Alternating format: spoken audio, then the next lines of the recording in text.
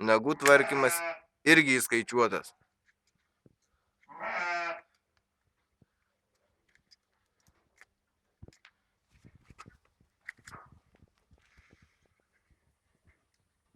Manikiūras.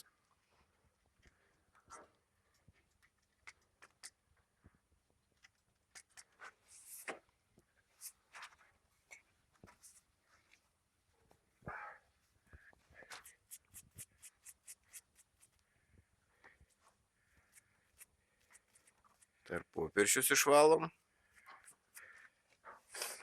Nebūtų jokio kovinio grybelio. O profilaktiškai reikia purkšti ko nors, ar jeigu nieko nėra? Sveikos, aišku, nemaišytų niekada, bet svarbiausia nebūtų užsilenkę ir nesilaikytų drėgmė. Tai ypač aktualu, kai į tvartą suvaromas avis, ar? Taip.